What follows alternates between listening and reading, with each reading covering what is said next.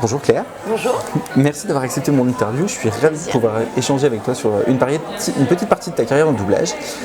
Avant, est-ce que tu peux nous expliquer ce qui t'a donné envie de devenir comédienne?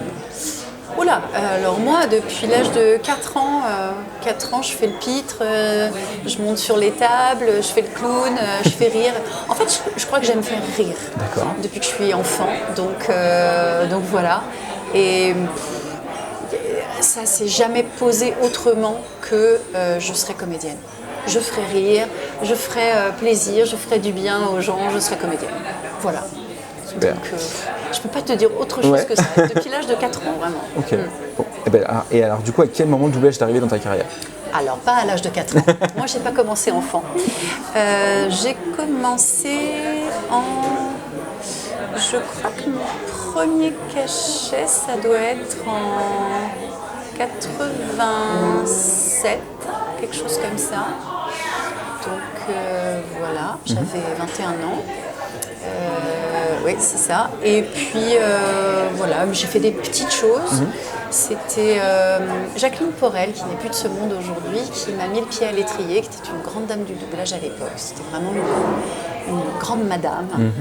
Et voilà, moi je faisais du montage cinéma et voilà, je suis allée la démarcher, elle a écouté ma voix et elle m'a dit rappelez-moi tel moment, ce que j'ai fait.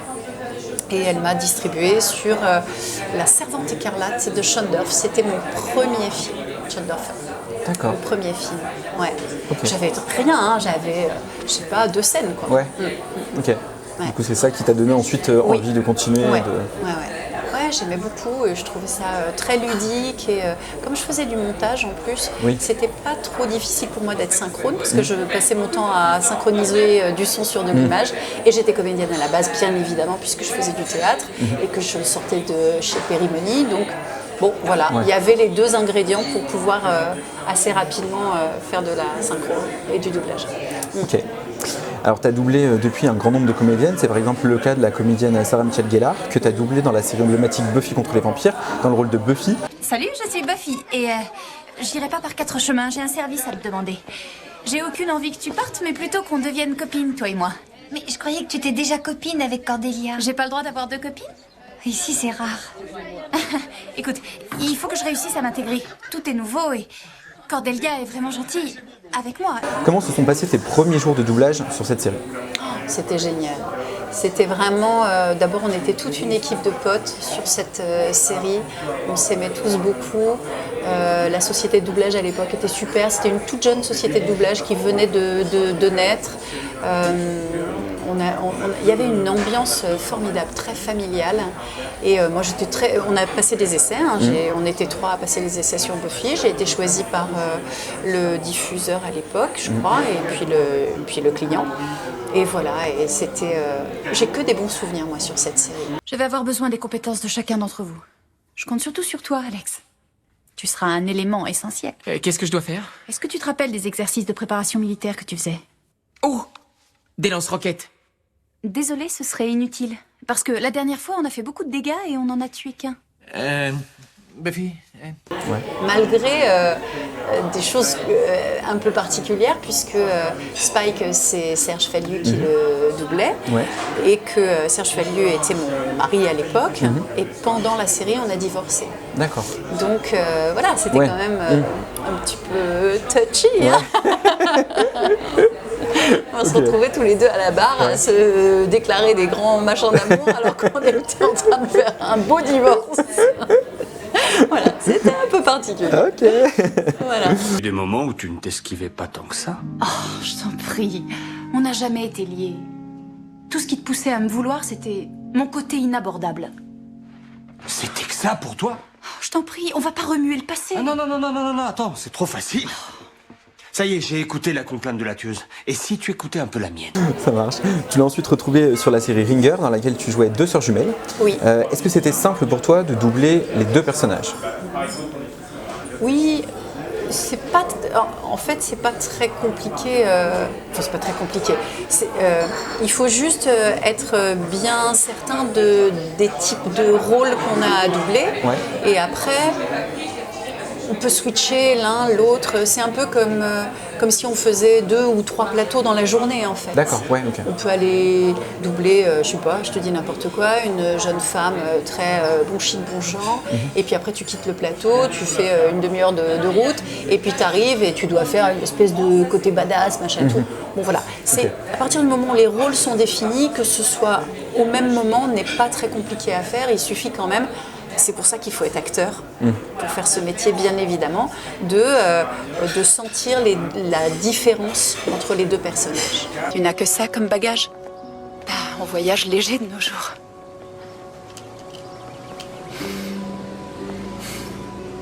Je me demandais à quoi tu allais ressembler après 6 années. Ce qui est sûr, c'est que j'ai pas ta classe. Approche.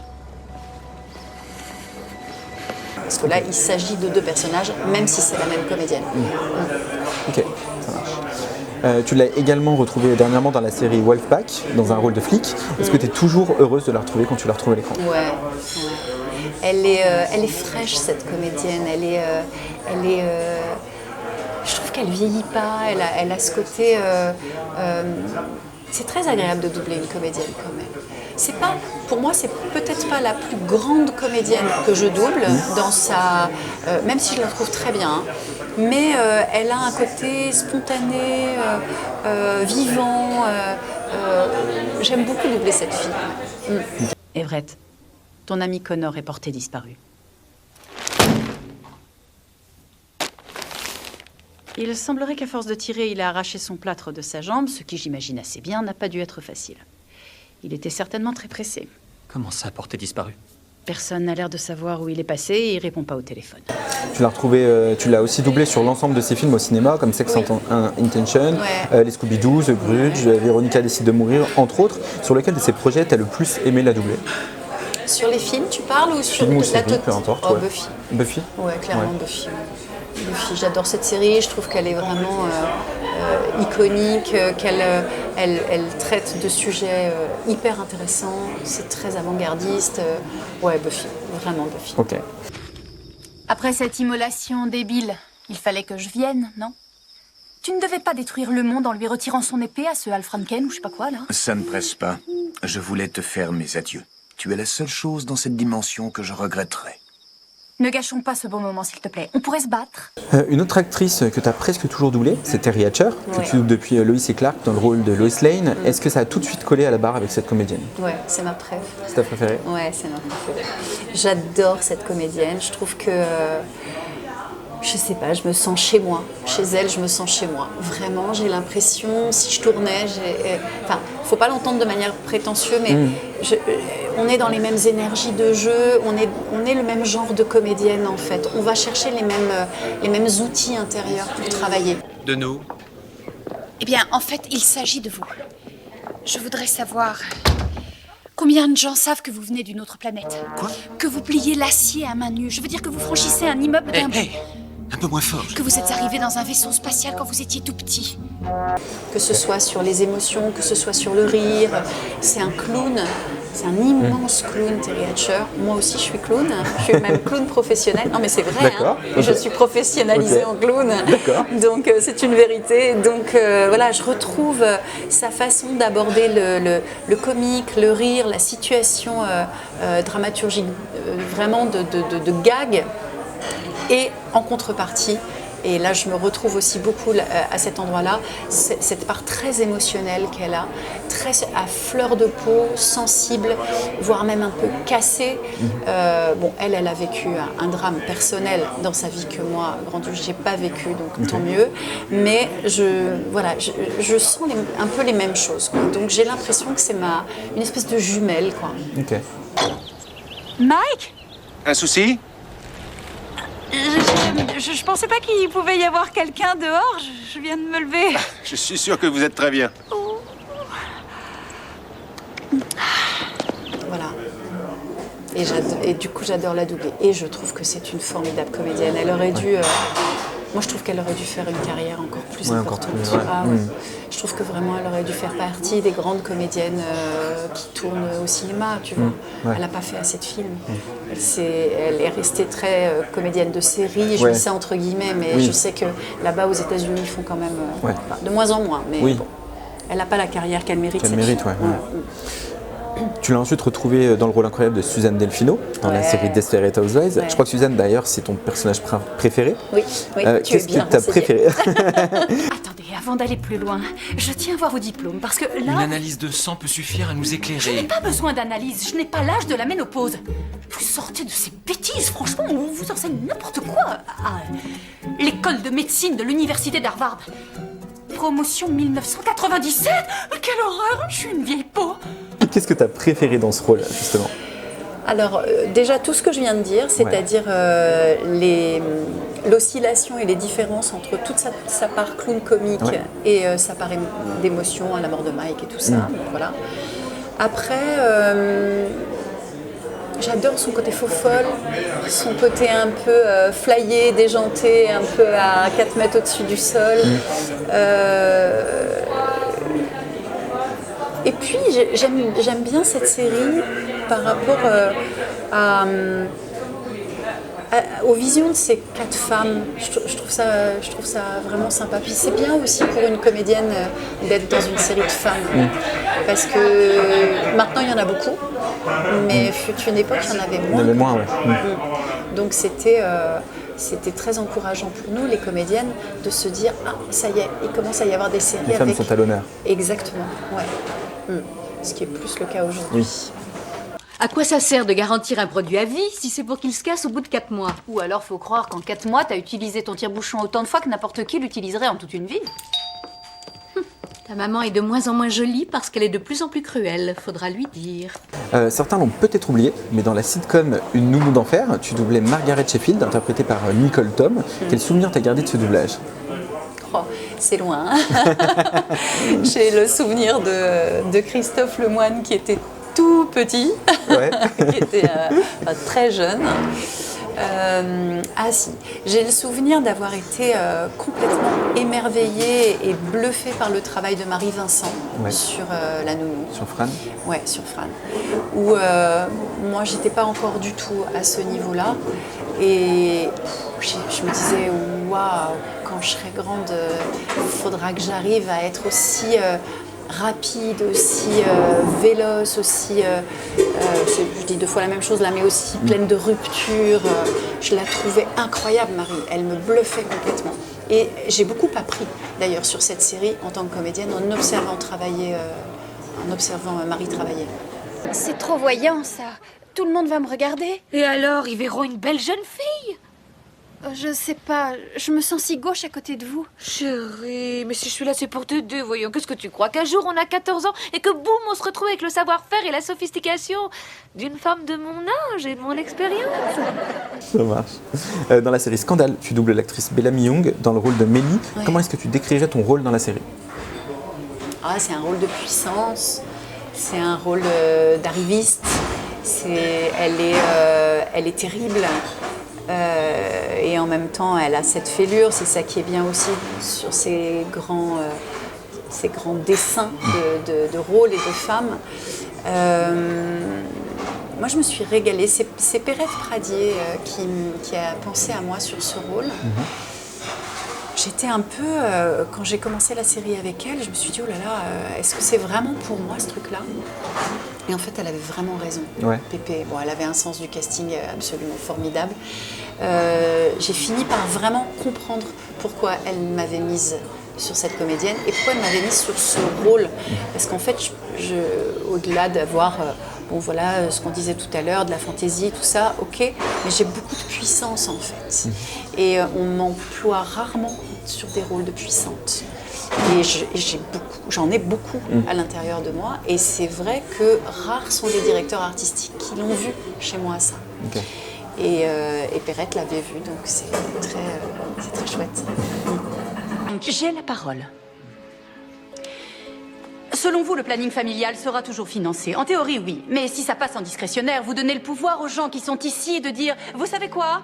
On a un peu dépassé cette année. Et si on donnait moins à cette association qui aide les femmes en difficulté ?» Tu es également la voix française de Winona Ryder depuis ses débuts dans Édouard aux mains d'argent. Ouais. Depuis 2016, tu la doubles également dans le rôle de Joyce dans la série Stranger Things. Comment se passe ton doublage de ce personnage sur cette série, devenu en quelques années un vrai phénomène? Ouais.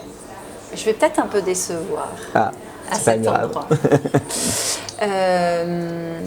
J'aime beaucoup la comédienne, hein, c'est pas un problème. J'ai pas accroché à la série. À la série, ouais. En même temps, j'ai pas regardé. Moi, je regarde pas les épisodes que je double, hein. Donc j'accroche par le travail. Et en fait, j'ai eu l'impression de jouer tout le temps la même chose. Ah oui. ok. Alors peut-être que c'est moi qui n'en ai pas senti toutes les subtilités du rôle. C'est tout à fait possible. Mais je la trouvais vraiment pleurnicharde, tout le temps inquiète, tout le temps. Bon, c'est la situation qu'elle vit par rapport à la disparition de Will et de son fils, etc. Bien sûr. Mais je me suis pas autant amusée que sur plein d'autres choses que je peux doubler, parce que j'avais l'impression d'être un peu unicolore et de m'ennuyer un peu du coup. Voilà. Ok. Mais peut-être c'est moi qui fais mal le trajet. Hein. C'est possible. Hein. C'est peut-être pas forcément dans les scénarios ou dans ce qui est écrit en effet sur cette série. Hein. Peut-être que j'ai eu du mal à aborder ce rôle autrement que sur une ou deux couleurs principales sur lesquelles je suis restée. Et en essayant de faire ce qu'elle faisait, hein, bien évidemment, puisqu'on a un modèle et on essaye de le respecter quand même. On y met un petit peu du nôtre, hein, bien sûr, et c'est teinté de notre personnalité, de ce qu'on en parlait tout à l'heure avec Terry Hatcher, voilà, mais voilà. Ok. Bonjour, répondeur de Lonnie. Laissez-moi un message, je vous rappellerai. Lonnie, une espèce d'ado vient de me raccrocher au nez. Où il a disparu. J'ai aucune idée de l'endroit où il peut être et j'aimerais bien que tu me rappelles, s'il te plaît. Voilà. Je rêve. Putain! Ça marche. Et puis évidemment, on en a parlé dans une autre interview, on ne peut pas parler de ta carrière dans le doublage sans parler de la petite sirène de Disney dans laquelle tu es Ariel pour la voix parlée et chantée. J'ai découvert il n'y a pas longtemps, et on en a parlé tout à l'heure, que c'était la première fois que tu chantais dans le Disney. Est-ce que tu peux nous raconter C'est la ce première casting fois. C'est la première fois que je chantais tout court.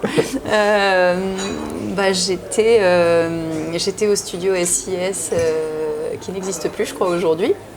Je faisais du montage et puis je commençais à me dire que, parce que je faisais du théâtre le soir et du montage la journée, mais moi je voulais vraiment rester dans mon métier de comédienne. Donc je m'étais dit, tiens, mettons cette corde à l'arc qui est le doublage. Donc je commençais à essayer de rencontrer des gens et je suis allée au café, à la cafétéria de SIS où il y avait Bruno Less qui allait diriger La Petite Sirène.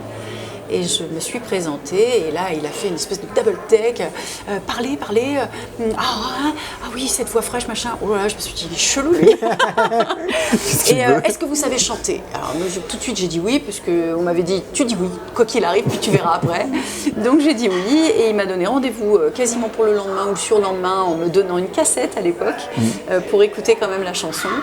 Et voilà, et je suis partie dans cette aventure comme ça. Il y avait 200 filles qui avaient été auditionnées sur ce rôle et les Américains n'étaient pas persuadés encore. Ils n'avaient pas trouvé. Ils cherchaient ce qu'on appelle une match voice, c'est-à-dire une voix très proche de l'original, qui est Jodie Benson. Et du coup, je pense que j'étais la plus proche en fait, en timbre. Voilà. Okay. Polochon. Oh, tu as l'amour. Oh, c'est tout à fait lui. La même allure, le même regard. Ah. Comment, Eric? M'enfuir avec vous? Oh, mais c'est tellement inattendu. Ah Et puis impossible non plus de ne pas aborder les Totally Spies, dans lesquels tu doubles Sam. Qu'est-ce qu'elle représente pour toi, Sam? Sam, c'est un peu l'intello, c'est celle qui sait tout, c'est la chef, voilà, avec sa part de fantaisie. Elle représente l'équilibre du trio, celle qui peut un peu temporiser les filles quand ça part un petit peu en cacahuète, à Clover, la girly, la bien, et l'autre complètement naïve, Alex, voilà. Après, Sam, elle est indissociable des deux autres. Pour moi, les Totally Spies, c'est les trois en même temps. Tu peux pas mettre Sam sans Clover et Alex, tu peux pas mettre Alex sans Clover et Sam, etc. C'est vraiment une équipe, et c'est d'ailleurs une équipe en doublage aussi, puisque Phyllis, Céline et moi, on est très liés et très amis, et on s'est retrouvés là à doubler la 7e saison, après je sais pas combien d'années d'arrêt de la série. On était comme des enfants. On avait 4 ans, quoi. On s'est retrouvés à la barre toutes les 3, et on s'est dit mais c'est magique de pouvoir retrouver ça. Il faut qu'on fasse quelque chose pour empêcher ça, David. On va s'en occuper, toi et moi, ensemble. Que veux-tu qu'on fasse? Par exemple, on peut écrire une lettre de protestation au proviseur. Laisse tomber, ça servira à rien. Si on faisait une pétition. C'est nul. J'ai trouvé. Entamons une grève de la faim, d'accord? Ça, c'est une idée géniale. Tu trouves? Et on adore nos rôles, et on adore les rôles de nos copines, et on adore en fait le trio. Ouais, être ensemble pour faire ça. Ouais, ce côté drôle de dame, tu vois, moderne aujourd'hui, de plus en plus moderne d'ailleurs, de plus en plus actuelle. Voilà, elles ont des aventures qui ressemblent vraiment aux aventures de 2024, quoi. Ouais, Ok. ouais. Il est fort, Stéphane Bierry, notre metteur en scène chouchou, là. Parce que c'est une série française, faut Oui, le c'est une dire. série française, ouais. Regardez ça, on voit tout ce qui entoure le château. Il y a des choses fantastiques. Le grand canal, le labyrinthe et même le petit Trianon. Le château personnel où la reine aimait se reposer. Tout ce que je vois, moi, c'est une foule de superbes statues très musclées. C'est Neptune et Saturne et Bacchus et Encélade. Parmi toutes tes expériences dans le doublage, avec quelle comédienne tu te sens le plus à l'aise, même si je crois que tu as un petit peu répondu à la question. Terry Hatcher.